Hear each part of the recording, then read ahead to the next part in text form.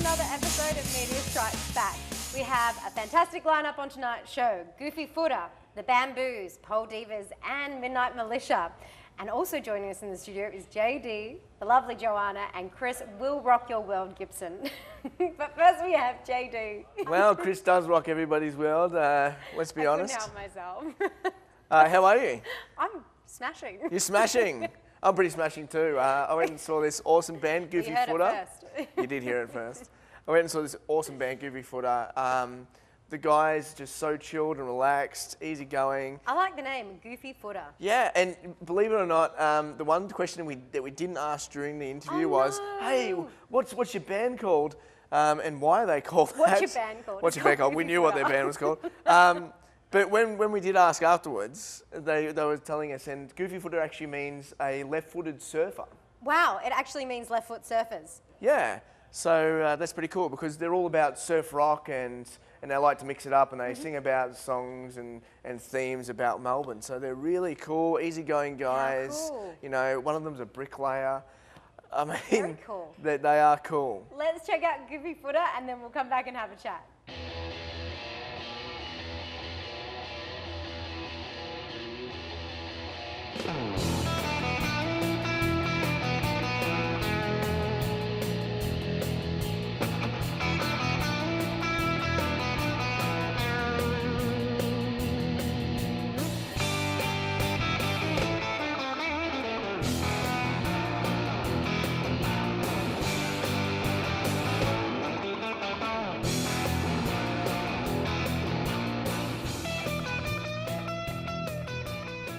Hi Kim, thank you.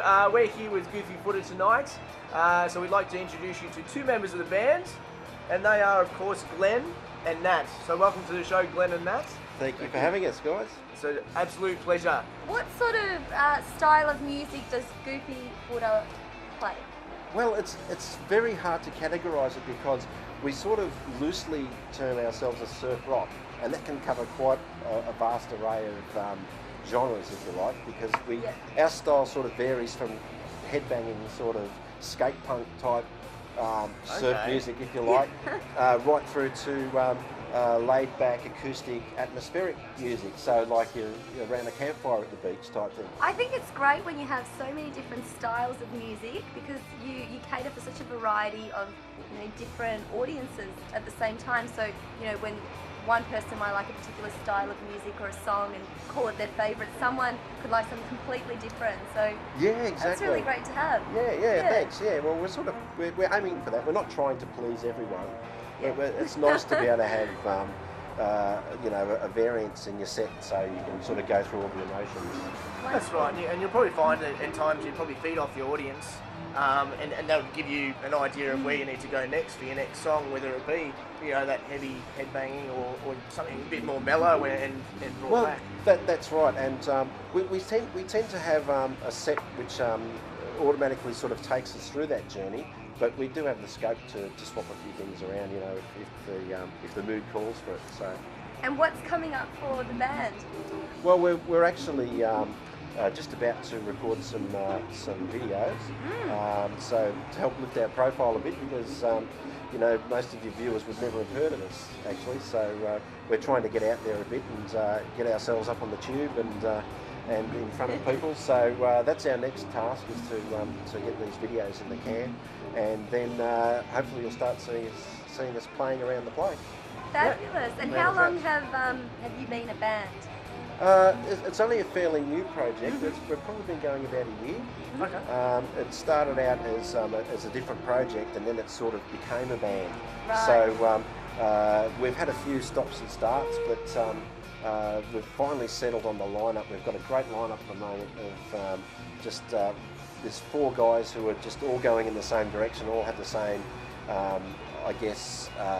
emotional input into the music and into the tracks. And we've just got the final piece of the puzzle, who's an extraordinary drummer here, Nat Zapama, who's just joined about a month ago. And this is part of the reason why people really haven't heard of us, because we haven't been able to move forward with the confidence, not knowing that we've got the 4 people in the band who are all going in that right direction, and now it's complete, and off we go. The missing piece of the puzzle. Yeah. So there's obviously yourself, Nat, and Glenn. Who are the other 2 members of the band for the viewers at home? Oh, we have bass player Dale and lead guitarist Adrian Furby and Dale Bulmer. Yep, Dale Bulmer. Yep. And they've both been playing around the traps quite a bit too. So we're all experienced guys and know what we're doing, or hopefully we know what we're doing. We think we know what we're doing, and hopefully everyone else concurs. Well, I mean, the main thing is that you obviously enjoy what you're doing, so... Well, that's the main thing. We do it for the love of it. So that's, I guess, why we haven't picked something that's a bit more mainstream. We've picked something that we love doing, and I guess if we do it well enough, if we put enough passion into it, the dividends will pay off, whether they're monetary or they're emotional or just personal satisfaction. That's what we're in it for. Fantastic. Well, thank you so much for joining us today. Thank you. It's our pleasure. And good luck. All the best with touring and all the gigs that you do. Make sure you come and see Goofy Footer. What a great bunch of guys those 2 were. They're just so cool, calm and relaxed, and you can really tell that the music that they do is what they love, and the instrumental stuff comes from the heart, doesn't come from anywhere else. They're just down-to-earth guys. Aww. Are they I wanna actually meet them. surfers? Do they actually surf? Look, you'd probably have to ask them that one, but if you head over to their website, or our website even, which will have their website on it, it has all the links. Pets? Go to mediastrikes.com. What have you been doing, Chris? Oh, not much. I've just been hanging out. Cool. Well, we can jump on and move to someone else. Really, what have you been doing? I have just gone and seen the Bamboos, which is a 9-piece funk and soul outfit. Cool name, from Melbourne. Bamboos. We've got some great names, Goofy Footers, Bamboos. Yeah. They're a great band, and they've got all kind of guest vocalists as well coming in, like Megan Washington as well, and Bobby Finn. So All right, well, let's have a look at your conversation with the Bamboos. let's do that. So pour it over. You give me what you got. Now I'm still dead, baby. Yeah, now I'm running hot, yeah. Yeah, 'cause I feel like I'm walking on. Hey guys, I'm here with Lance, and we're going to talk about the Bamboos, and they've just finished their 5th studio album. So the 5th studio album you just did? It's our 5th studio album, and we did actually record a live album as well. So technically we've got 6 albums, but Technically yeah, 6. this is the 5th studio record. Okay, cool. And so, how long have you been playing for as the Bamboos? The Bamboos has actually been around, well, we celebrated our 10-year anniversary in 2011, so we're into our 11th year. 10 years. Makes me feel a little bit old, but yeah, 11 years we've You're been not going. that old. How old are you? It's a rude question to ask a lady. It is. Because I look, you look young. I have the internal organs of an 80-year-old. Yeah. But anyway, the Bamboos has been around a long time. So how did you end up getting Megan Washington and Tim Ferguson? And, Tim Rogers. Tim Rogers, sorry. Everyone, yeah. Well, you know, I met Meg through John Castle, who's our sound engineer. You can't see him, but he's over here like plugging in millions of wires and things to make us sound good. I met Meg through him because she recorded her album, platinum selling ARIA award-winning album, I Believe You Lie, at his studio. And John has recorded all of the Bamboos and stuff. And stop that. Stop that. There she is right now. She's just warming up her vocal. That's Meg doing a vocal warm-up. And yeah, we met down at the studio, and I guess there's a sort of a little, community of musicians that know each other. I met Tim through Meg when I was playing guitar in her band on the Big Day Out tour. So it's definitely a sort of word of mouth, tight knit sort of musical community in Melbourne, and so you're able to kind of, I guess, access the people you want to work with pretty easily. But it also shows your ability as well. If these people are willing to work with you, like work together. One of the cases on this album was the Tim Rogers track "I Got Burned," which was a song that I put together and wrote all the lyrics and put the whole thing together myself. But I presented it to Tim, as even though it was finished, I said, look, if you want to change anything here, it's totally like an open book. The creative book's still open. If you can tweak the chords, whatever the lyrics, if they're not suited to you personally, whatever. And he came back to me and said, no, it's all great. I just want to do it as it is, which was, it was very flattering, and that's nice because I aspire to, be a songwriter on the level of him, you know, someday. Well, I'm sure you're doing pretty well. Stop it. As it is. Is there anybody else that you want to work with that maybe I could help you out? You know, I've got a few contacts in the music world. Look, there's always going to be someone I want to work with that I haven't worked with. I mean, who can you hook me up with? Which Melbourne suburban MCs, hip hop MCs do you know, for instance? My mate Jimmy, he's pretty good. You know. No, but is anyone like Bon Iver or anything like that's your pinnacle of? Like, you know Bon Iver? No, I'm just saying. Yeah. Justin Berner and I just hang. Well, he is out here all the time. It's definitely plausible that you might. Well, I mean, someone like him. I mean, I'm interested, I guess, with the Bamboos, to sort of push the band out of being so genre, you know, soul funk oriented in the minds of people. So that's why getting people that are very much outside that genre, like Megan Washington, you know, it sort of pushes music out there, but we're still grounded in it. But it just gives it a different angle, and that's what excites me. The thing with the funk and soul world is it's, you know, there are purists in any kind of genre, but the funk and soul ones are particularly, you know, violent in their criteria of what is good and bad. And for many years, I sort of, you know, I guess went along with that criteria and tried to fit into it. Yeah. And I guess over the last couple of Bamboos records, I decided that for me it was too narrow, sort of too much of a narrow-minded musical approach, and so I guess I've kind of thrown that criteria away for my own sort of, I guess, creative and sort of sanity really. And you know, I just don't want to be someone who's making music and rehashing music over and over again that's just already been done. Thank you very much for talking to us, Lance. Thanks for having me. I'll have to let you get back to your busy schedule. Better plug my guitar in and I better go and have a chat to Megan. Yes. She's quieting down over there. She's gargling right now. It's Jameson's. Jameson's too. Come on. Well, thank you very much for watching. Thanks, guys. See ya. So tell me what you learned, Chris. I just learned that they were a fantastic band.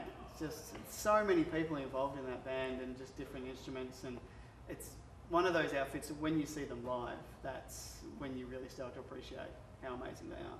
Live bands are just amazing. Are they performing soon or? They are performing. They're doing a world tour at the moment. They're doing Australia, and they've just released an album as well. Oh wow, good on them. That's very exciting. Good on them. Good on them. I'm excited for them. Doing things.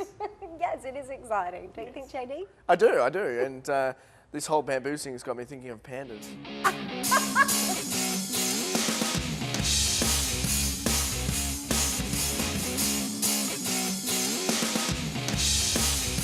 I have to say, pole dancing has taken fitness to a new level because I wouldn't be able to hang off one of those poles with the fitness that's required and core fitness. Those girls, like I was actually there, and the women that do pole dancing are extremely fit.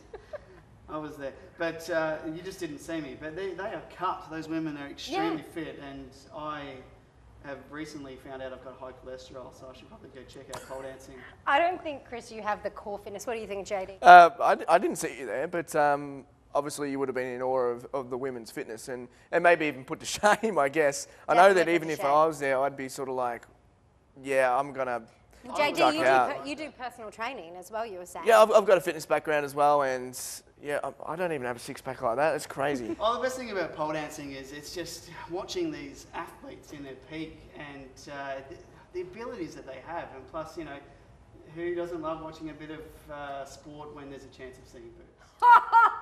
So, Slap. It's fantastic. Yeah, it is fantastic. Well, we're beautiful. I've actually got something for you. You have something for me. Oh. And it just happens to be bamboo, bamboo. keeping in the theme. Jada, kick it. All right, let's see if I can do this. Oh, baby. Oh my God. Baby. Okay, you know what? I don't think either of you have the core fitness to do this, so we're going to go and check out some pole dancing without Chris and JD doing it. We'll be back. Hi everyone, we're here at Unleash, the pole dancing annual competition. And we're here to find out exactly where this sport has come from and where it's headed. So stay tuned and let's have a good look at it.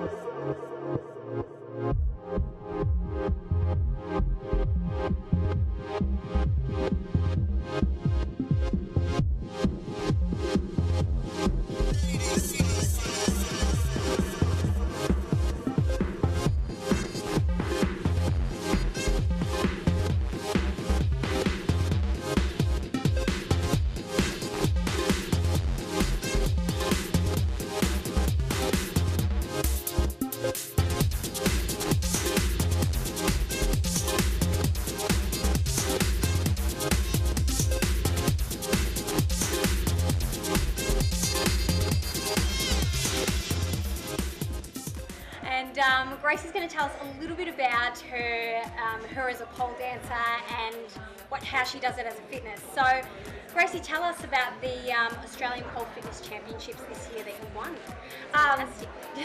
Yeah, it was my first national title that I won this year, which was really, really awesome. I wasn't expecting to get to this kind of stage in my career yet. It was kind of like my second professional competition. Wow. And I won it, and that was a bit of a shock, but so happy. It's really opened a lot of doors. Getting involved in pole started 5 years ago, so that brought me to winning the Victorian title last year, so hard work and dedication. The Victorian title of Miss Pole Dance Victoria is something I had my eye on for a couple of years. I've been doing that competition for the last probably 3 years, and finally, hard work paid off. I got my first place. Yes, fantastic. We can all see, like, just from the shape that you're in, that it must take an incredible amount of work. I'm put to shame just sitting here next to you. So cool.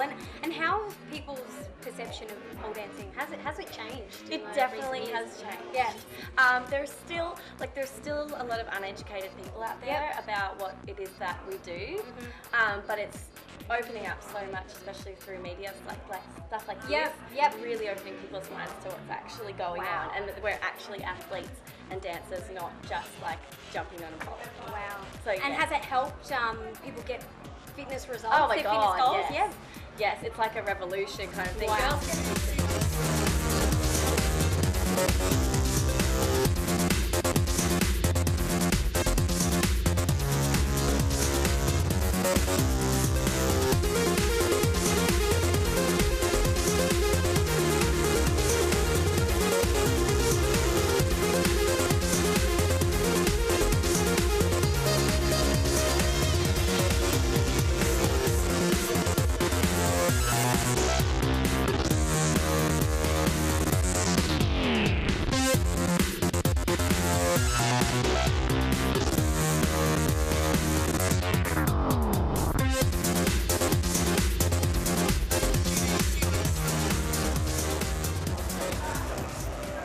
Well, we're standing here with Jen, who has just won the Elite Division of Unleashed, a Pole Odyssey 2012. Jen, how do you feel? Amazing. I was so happy. I don't know, I felt like I was about to cry when you announced the results, but yeah, it's amazing. How long did you have to train for that routine? Like, how long did it take you to get all that together? The routine, I didn't take a really long time though. It was just the tricks, mainly because the tricks are really hard. But the dancing bits were more like, I just danced the way I wanted to dance, I guess. What got me into pole dancing was I was kind of in like a lull, as dancers get sometimes. I was dancing and I was teaching, and I felt a little bit, as lame as it sounds, like a little bit of a void, like a performance void. So I wanted to do something a bit different, and so I remember calling up Pole Divas and just being really, really nervous. And I booked in for a class, and I walked into the class, and I seriously remember the first time I walked in and looked at the room, looked at the lights, looked at the poles, and I was just like, this is me. Because I used to go to the gym, and I got really bored because of the routine and doing circuits and stuff. And but doing pole is like, it's something you can enjoy because you dance and you learn tricks, and you get the tricks, and you get so happy because you get the tricks, and like, You're constantly building it up and going skills and stuff. Yeah, and you get like just stronger each time you do it. So as you can see, guys, pole dancing is set for huge things in new directions. And we'd really like to thank Grace and Lou for chatting with us tonight. We're going to go have a look more at the show. See ya. That was a great segment. I really enjoyed it, and I know these two did, but there's really nothing more to say. So when we come back from the break, we'll be joined by Joanna. Guys, really, I think you should take some pole dancing lessons. We're going to. We're practicing right now, so we don't look stupid. I give lessons. I don't take them. Oh my gosh. Seriously, nothing more to say. No, I fell over. Oh, no. What a shame.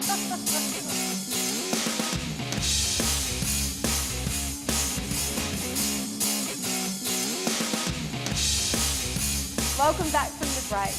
I'm now joined with Joanna, who has recently caught up with the guys from Midnight Militia. Midnight Militia. Yep, Yana and I went down to the city and had a chat with these guys from a group called Midnight Militia. Now they're a hip hop group who actually formed, basically they had a club night where a whole lot of solo artists performed, and then they joined together at the end of the night and they thought, we rock, so let's make an album. I like that. We'll form because we rock. Yeah, pretty much.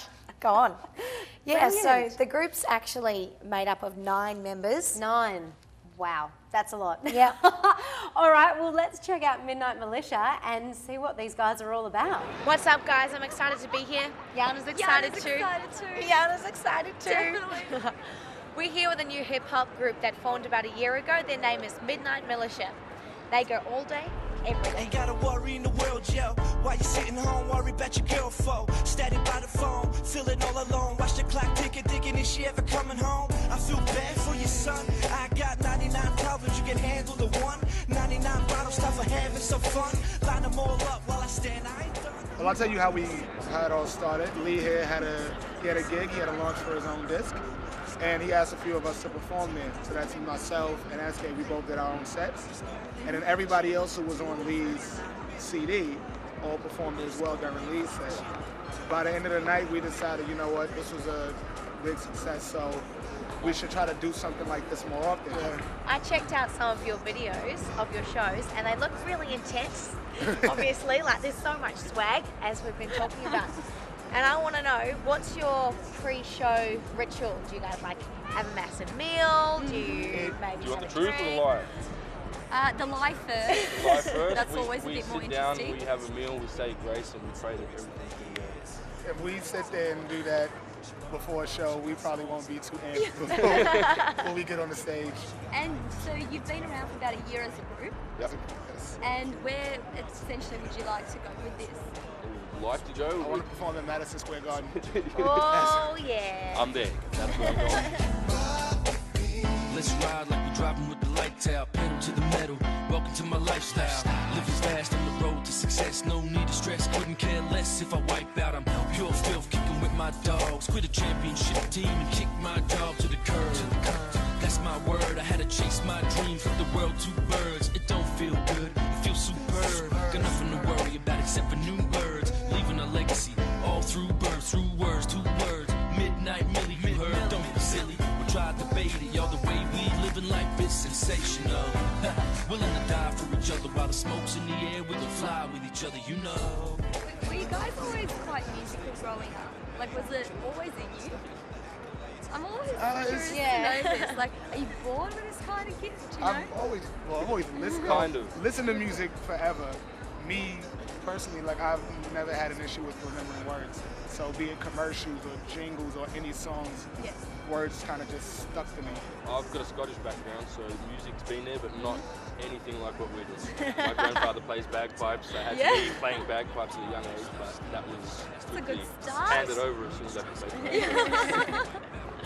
Cool, lads. So who, because I can imagine that with 9 people in the band, that there's so much creative energy going around, and I think we should do something like this and this and this. Does anyone have the final say, or is it kind of like... We try and go by group, like we voted in, so we all sit down, like especially when we're picking tracks for what we did on our release, the Angel and Demon CD. We had, I think there was around 40 odd tracks that we made within that period before we put it out, and then we got everyone there together, and sort of sat down, voted what would be on the CD and what would be on each disc, because there's more like a light and a dark sort of thing. So have you had any moments where it's just been a bit of romance? Romance, maybe after shows, but not with each other. Friction, there's been that, but with that many people, you gotta have that. So like, but nothing has ever turned foul, and it's always. It's Everyone's the difference in opinion that we end up figuring out. And then we get it sorted quick because again, there's so many of us. Yeah. You know, you don't want to listen to the person who you have the issue with, but you'll listen to that person that makes it easier. That's fantastic. So it seems like it's all up, up, up for the guys from Midnight Militia. Getting there. Thank you so much, guys, and we'll check you all out later. Thanks a lot.